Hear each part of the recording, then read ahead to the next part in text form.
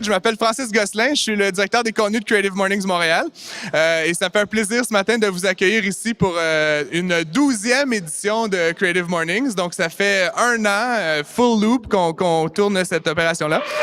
Donc bravo. Sexe. J'ai beaucoup pensé à ce que j'allais dire. On est au Cinéma L'Amour, qui a été fondé en 1914. Le Cinéma L'Amour a donc 100 ans. Pour ce qui est de la thématique elle-même, ça s'appelle Creative Mornings, ce qu'on fait. Et puis, je trouvais ça intéressant de parler de créativité puis de sexualité parce que, historiquement, on a beaucoup associé ces deux idées-là. La sexualité, c'est quelque chose qui nous drive, c'est la libido freudienne. Nietzsche disait il n'y a pas de grands philosophes qui ont eu des femmes parce que les femmes, finalement, ça nous fait gaspiller notre énergie sexuelle. Hein? Nous, hommes, virils, en fait, peu importe. Ouais, bouh, tout ça, évidemment. Mais donc, c'est omniprésent, en fait, dans la littérature et dans la philosophie, que cette idée que le lien entre créativité et sexe est assez fort. I'm going to switch to English now because we have an English-speaking keynote this morning. I didn't know Emily. I saw her book. I saw what it contained. I thought it was really interesting. Emily is a mother. She's an author. She's a wife. And she came to my office just to briefly talk about what we could do together today. And within the first 2 minutes, she had spoken of squirting and blowjobs. And I was like, my God, you're a stranger to me. And we're quite deeply into it already. So without further ado, ladies and gentlemen, please welcome Emily Southwood.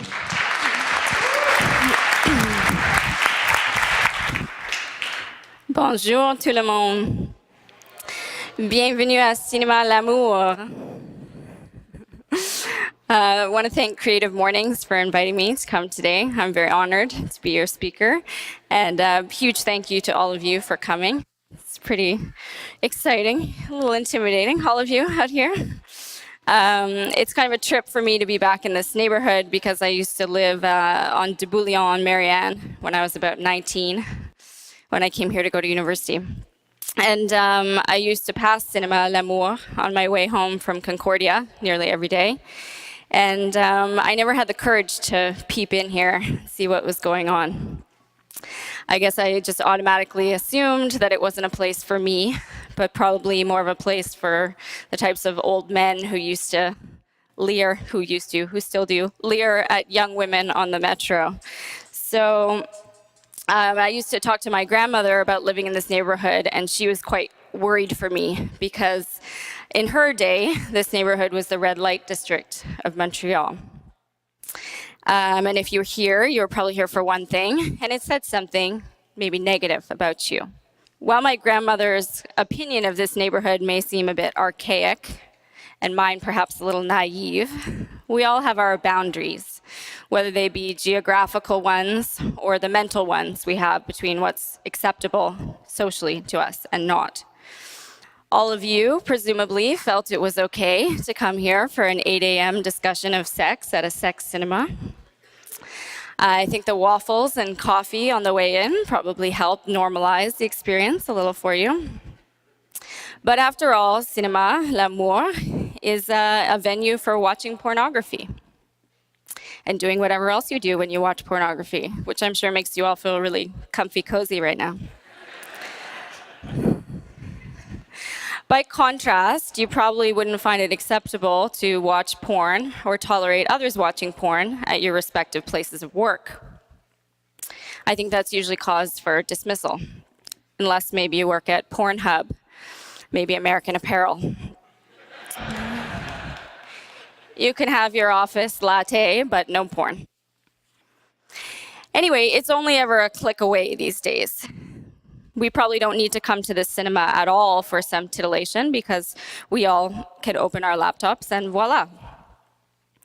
We don't need to go into public at all anymore to get our fill of smut, not even through the now archived beaded curtain of a 90s video shop. On the one hand, we live at a time when pornography is more out there and accepted than ever. It's a part of our public discourse. We read articles about it all the time in mainstream publications. We know that 99.999% of men watch porn, and a growing number of women. But that doesn't mean that we're comfortable talking about it, and it seems we're especially uncomfortable talking about it with the people that are closest to us. As I said, we all have our boundaries. This isn't necessarily a bad thing. Maybe you don't want to know that your colleague over there frequents Cinéma L'Amour every other night at 10 p.m. That's maybe a little too much information. So how would it affect your comfort level if you suddenly found out that your significant other was going to be filming porn for his day job? Not making porn or starring in porn, just filming it. Creative Mornings invited me to speak to you today because I went through such an experience, and I wrote about it in my memoir, Prude, Lessons I Learned When My Fiancé Filmed Porn. As Francis hit on when we sat down to talk about what the themes for this talk, I went in, I first told him a little bit about my story, that Robbie, my then fiance, now husband, was hired to work on a show called Web Dreams. And it was a show that followed porn stars around, followed their daily lives, doing everything they do from eating lunch to giving blowjobs. I encouraged Robbie to take the job because we really needed the money. I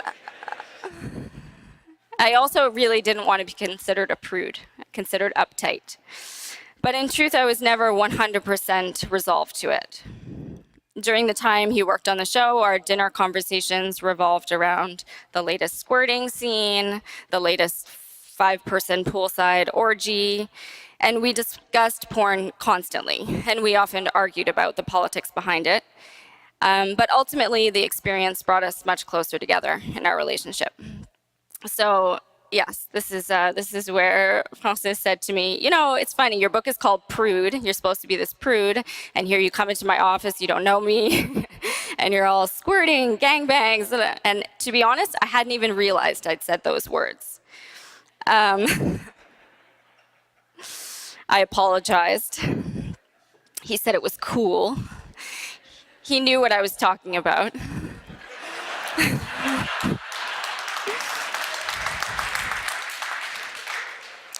But his grandmother probably wouldn't have. So the relative nature of our comfort levels was immediately clear. When Robbie was first offered this job, I felt immediately apprehensive, but I couldn't have told you why exactly. I had some kind of initial knee-jerk assumptions. I'd always considered myself a feminist, and porn potentially demeaning and degrading to women. I questioned whether women were ever really willing participants. I wasn't totally convinced. I was also having a reaction to taking a topic that we usually compartmentalize and keep over here and bringing it much, much closer to my reality. To be blunt, Robbie watched porn. I knew that. We'd watched it together sometimes, although I wasn't a huge connoisseur on my own. So why did it feel so much different to have him filming it every day? The so-called feminist, moral, ethical reasons were easiest for me to express. The harder aspects to get into were the feelings, the things that I would have rather swept aside and not had to talk about on a daily basis. So what kind of feelings? Sexual jealousy, fear of not measuring up physically to the porn stars he was surrounded by all day, feeling attracted to. I wondered if that was what he wanted me to be more like or do. I feared I might be someone more closed off sexually in the face of all of this openness. I feared that we might not be enough for each other. We were engaged at the time. I worried that humans weren't monogamous by nature. I wondered if we were making a horrendous mistake committing to a life of monogamy together, that we were inevitably just going to fuck up. So, you know, little things. Clearly, having Robbie filming porn all day rattled my world. even though, if you think about it, my experience was quite removed, something of a meta experience. From the girl giving the blowjob on screen, to the producers and directors behind her, to Robbie there filming web dreams and under the mandate of his producers and directors, to him coming home each day and telling me about it. I eventually took it one step further by writing a book about it to share with readers. Some might call my level of personal involvement a little insane. I prefer to think of my emotional trajectory as being really postmodern. When Robbie was filming Web Dreams, I never thought I would write about it at all. The experience was just too uncomfortable for me. I spent a lot of time and energy pretending to be okay with something that it was quite clear I wasn't.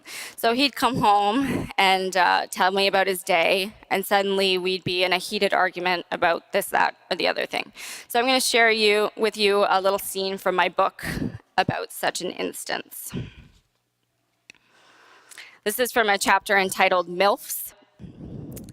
And Robbie has just come home with his coworker, Matthew, and we're just debriefing their day. So, give me the details, I say. What did you boys have the pleasure of filming today? It was a Naughty America teacher-student scene with a porn star named Riley Spence, Robbie says. I guess she was big in the 90s? He looks inquisitively toward Matt, who shrugs. Anyway, she was bitching she mostly gets MILF scenes now that she's old. How old is she? I ask. Although I brought this topic up and do want to know the details, I can already feel myself becoming rigid. I take a slug of my beer. Around 30, Robbie says. About that, Matt concurs, but she looks older. Yeah, she does. She looks kind of haggard. So she's my age, I say. You're only 28, Robbie says. 29 in a month, that's around 30. Okay, yeah, I guess. But she's probably lived pretty hard, he says. Have you forgotten that I'd bartended for 4 years when you met me, dear? It's not exactly like I avoided nightlife. Robbie, wisely, doesn't bite. But I tell myself to shut my trap. I guess that's the thing about being a porn star. You're going to be judged on various accounts. She produces and directs now too, Robbie says, changing the topic. Pretty hardcore stuff. Apparently she's trying to prove that women directors can be just as raunchy, since female-directed stuff is known for being softer. Raunchy how? I ask. You know, like fisting, choking, airtight scenes, that kind of thing. What's airtight? I inquire earnestly. Robbie darts a glance at Matt, who quickly looks down at his iPhone, avoiding eye contact. Well, Robbie starts. I'm going to make a call, Matt says. He rises from the couch and swipes up his Corona from the coffee table. Oops, guess I scared him away, I say in a lowered voice. I don't think he's comfortable talking about this stuff around you. Airtight is when a girl has a dick in her pussy, ass, and mouth at the same time. Like the scene I told you about with the 3 black guys. Robbie suddenly changes the topic. Hey, what was going on with you just there? You seem like that age thing was upsetting you. Are you okay? He asks. I don't know, I say. The age thing is kind of crappy, don't you think? Men get older and all George Clooney. Women get haggard. It's not like we're talking about all women. We're talking about porn stars. Besides, I find older women hot. I'm with you, aren't I?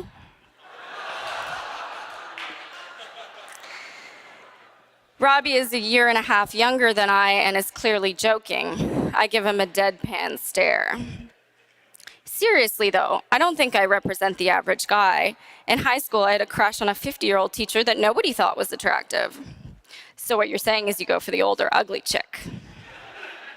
Stop it, he yells at me, smacking his Corona down on the coffee table. I jump at the sound.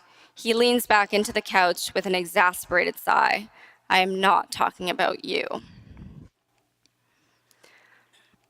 So you can see how I was having a little trouble letting anything slide.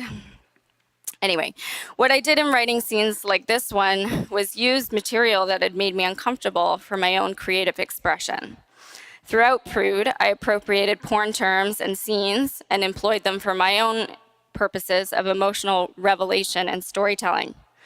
The backdrop of the scene that you just listened to was actually that I was having a pregnancy scare.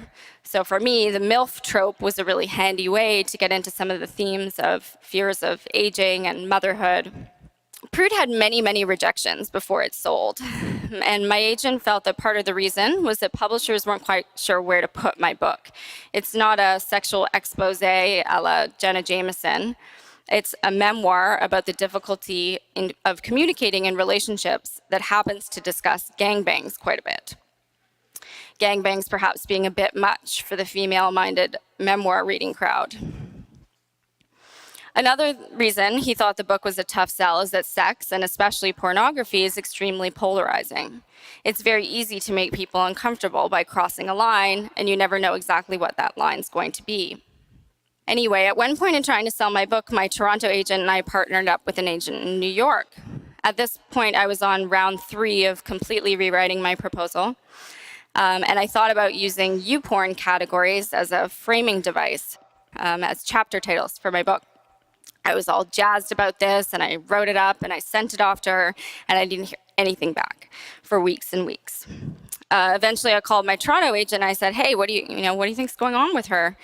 And he told me he'd just gotten off the phone with her, and that the proposal was much more than what she'd been expecting. She no longer felt comfortable sending such raunchy material out to her colleagues. Suddenly, I was in the position of making someone feel extremely uncomfortable. Oops. Were YouPorn categories really too much?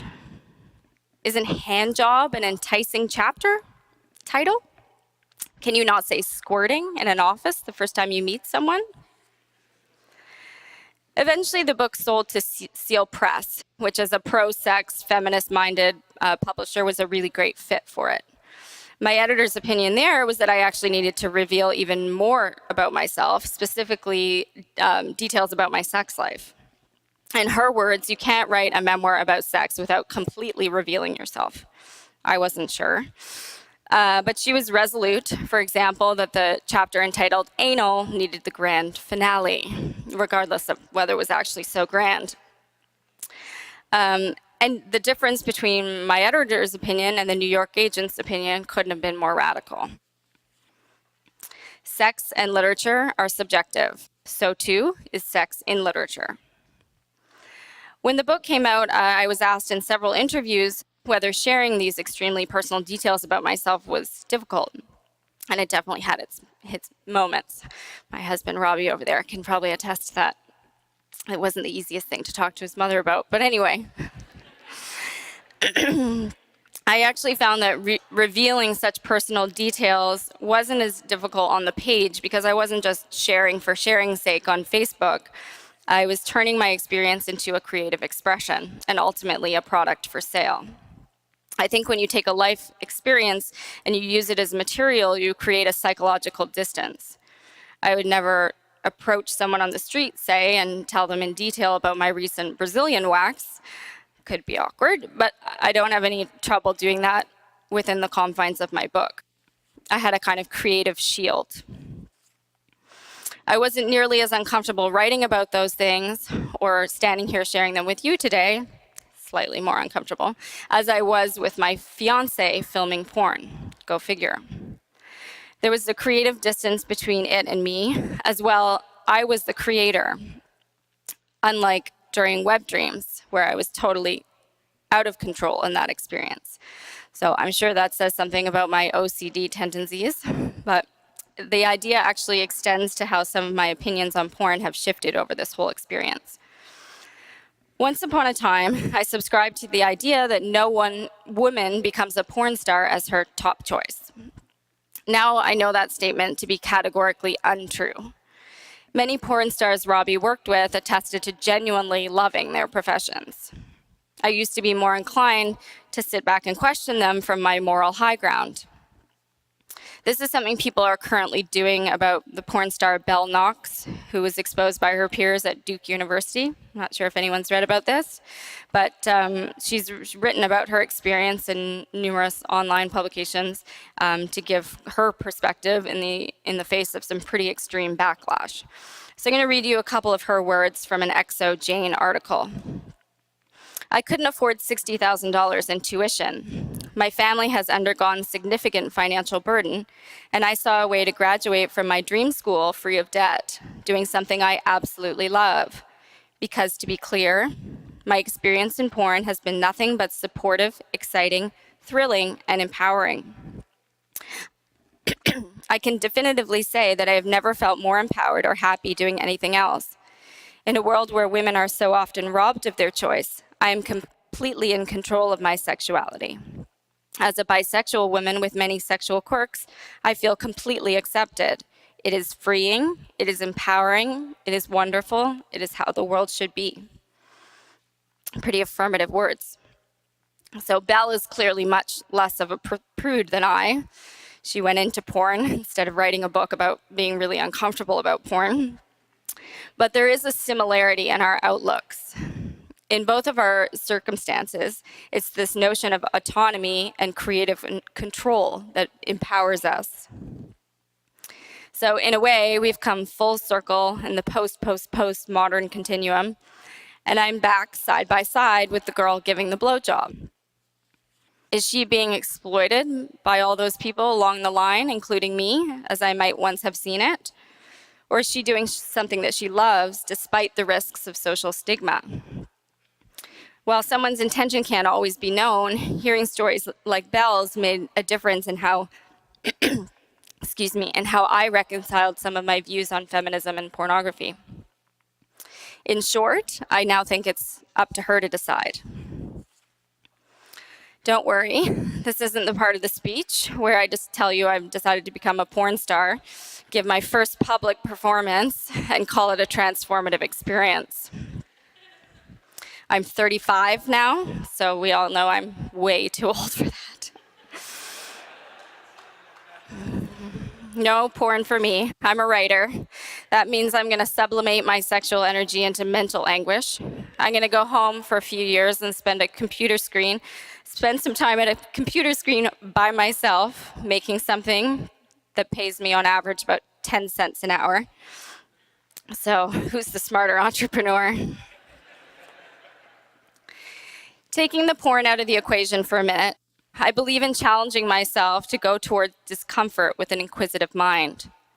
I transformed a situation in my life by digging into my apprehension and making something out of it. I think when a subject crosses our path that we can't quite pin down and that rattles us to the core, we know that we're onto something. Confronting a taboo topic dramatically changed my outlook. It improved my relationship, and it created my first book. Those are some pretty great outcomes. So as I send you off to work today, my invitation is this. You've already come into Cinéma L'Amour. What other boundary can you transgress? What other closed door in your status quo can you peek inside and walk through? You may, like me, surprise yourself with what can inspire creativity. Thanks.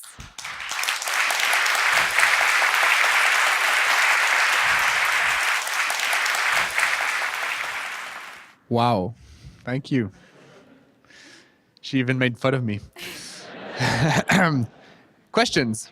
I was wondering, when you're writing about something controversial or kind of pushing the limits, how did you approach breaking the news to people that may not have been as open, or your family or your friends, or you mentioned Robbie's mom? How did you do that? Well, people knew from pretty early, it was an evolution. You know, at first I didn't think I'd want to write about it at all. I eventually then thought, hey, you know what, this material is could be great for writing some humorous articles to get into kind of relationship issues. So I started with like one article, and then it became 3 articles, and then it became 6 articles, and then it became a book proposal. So it was an evolution of, people reading one thing and then another and another and another. But people really surprised me in my family with how, we don't know how people feel about this type of stuff because you don't often talk about it. So for the most part, like my family was really, really, really open about it, more than I expected. Like my dad is a super conservative British guy. And he read the whole thing, and he even called me up and was like, hey, Emily, I want to read you this line that really resonated with me. I was like, okay, Dad, you're making me uncomfortable, but So yeah, it was, people surprised me. With the sort of creation of the Crash Pad series and all the other sort of feminist porn, do you think we're on our way to sort of normalizing the idea of porn? To normalizing it? Normalizing and just becoming more accepting of it? Yeah, I think so. But the other point of my book was to make a small push towards us communicating about it a little bit more. To me, that's like the key element that's missing in the normalizing of that experience. It doesn't have to happen every day, but the little things that are making us uncomfortable and we don't talk about. And for me, talking about them in my relationship just like deflated the whole thing, It's like, oh, I don't need to feel insecure like that or uncomfortable about that. But if I'd never talked about it, I would have probably continued feeling that way my whole life, So Emily Southwood, a big round of applause, ladies and gentlemen. Thank you. Wow. Bravo. Thanks, guys.